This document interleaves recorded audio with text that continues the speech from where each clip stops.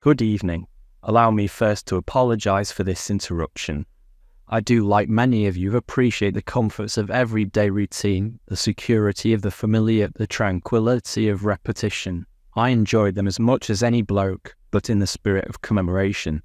Thereby those important events of the past usually associated with someone's death or the end of some awful bloody struggle, as celebration of a nice holiday, I thought we could mark today by taking some time out of our daily lives to sit down and have a little chat. There are of course those who do not want us to speak. Why? Because while the truncheon may be used in lieu of conversation, words will always retain their power. Words offer the means to meaning, and for those who will listen, the enunciation of truth. And the truth is there is something terribly wrong with this world, isn't there? Cruelty and injustice, intolerance and oppression. And where once you had the freedom to object, to think and speak as you saw fit, you now have censors and systems of surveillance coercing your conformity and soliciting your submission. How did this happen? Who's to blame? Well, certainly there are those who are more responsible than others, and they will be held accountable. But again, truth be told, if you're looking for the guilty, you need only look into a mirror. I know why you did it. I know you were afraid. Who wouldn't be? War, terror, disease. There were a myriad of problems which conspired to corrupt your reason and rob you of your common sense. They got the best of you, and in your panic you turned to the only place you could, the government. They promised you order, they promised you peace, and all they demanded in return was your silent, obedient consent. Our hope is to remind the world that fairness, justice, and freedom are more than words, they are perspectives. So if you see nothing, if the crimes of this government remain unknown to you, then I would suggest you allow us to pass unmarked. But if you see what I see, if you feel as I feel, and if you would seek as I seek, then I ask you to stand beside me, beside one another, and not wait, but take back our future. There is a time when the operation of the machine becomes so odious, makes you so sick at heart, that you can't take part. You can't even passively take part. And you've got to put your bodies upon the gears and upon the wheels, upon the levers, upon all the apparatus. And you've got to make it stop. And you've got to indicate to the people who run it, to the people who own it, that unless you're freed, the machine will be prevented from working at all. Mario Savio, I spent most of my life believing that I was different. I believed that I was alone in this world. Everywhere I went, in every social situation, I was met with an underlying feeling that I was watching life play out before me on a screen.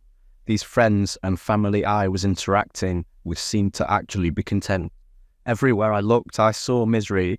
Why are people happy spending over 66% of their lives working or asleep? When I asked these people and challenged them, I was met with confusion. It is just the way it is need to put food on the table, but they also accepted that life could be more. The more I learnt, the more miserable I felt. I tried politics, starting out on the right as somebody with a mind for economics, and slowly drifting further and further left to socialism, Marxism, communism. I joined Extinction Rebellion, became a full-blown anarchist, and yet all I found was disappointment, unwillingness to do what was necessary to do. Political infighting, exhausted and wasted all noble causes. Anarchism and libertarianism are supposed to be opposite ends of the political spectrum, but they in my view are the only sides of the spectrum that can agree on a universal truth. Humans need freedom. As the COVID-19 pandemic hit, I found myself begging for chaos, for carnage, riots on the streets, anything for the world to become as chaotic as I found my existence. But it never came. Humans did what humans do. We knew in our minds and our hearts it was wrong. But we were scared. We seek comfort, protection. We obeyed. And those that didn't were ostracized. Those of us who wanted to stand up were pressured into obedience, vaccine passports, restrictions on our freedoms. I am not an anti-vaxxer. I took the first and second jab of the vaccine. I use the open brackets not as a description that it is something else or dangerous, but as a way to highlight something we don't like to talk about. What other vaccine needs to be taken every 3 months? Bitcoin is beautiful because it is true, pure decentralization. Yes, if some miners stop working, it can fall in value. The hash rate can change, but it cannot be stopped. and it cannot be banned. It will function for as long as there is a buyer willing to exchange it with a seller. Cult is designed to be equally decentralized. Once it is unleashed, it cannot be stopped. The exchanging of Cult will always fill the treasury, and as long as there are proposals, there will be a constant stream of funding for any protocol willing to change the world. My main concern has been how to launch the token. People are fickle, naysayers say nay, and we couldn't do it perfectly even if we wanted to. I have spent money on getting Cult.DAO up and running. I want it to be a success, so should I market it? What should my involvement be? So here is what I have decided. I will launch a token sale without marketing spend. 50% of the raise will be locked for liquidity. I will reimburse my expenditure, and the rest will be spent on one-off and one-time marketing to spread the message of Cult. After this, I will sleep and leave the community, the many, and the guardians to watch over the Cult. I may get involved in the future, or I may not, but I am tired. I have been building for so long, and when you feel as if you are the only one who can see the world and the system for what it really is, you can feel the weight of the world as if it is only you that can feel it. My wishes are for Cult to not become just a decentralized venture capital protocol. I want Cult to invest in radicals and revolutionaries. Cult is a home for outcasts, for those who feel insane, for those who are and feel different. We are the gunpowder, the ignition. We are the all singing, all dancing crap of the world. We are beyond morals. We are beyond good and evil. We are the catalyst for change. And if we are too extreme for you to fully dive in, then you can support us just by transacting with the Cult token, giving 0.4% of all your TXs to the revolution. Any transaction you are asked to pay for in us or us, ask if you can pay in Cult.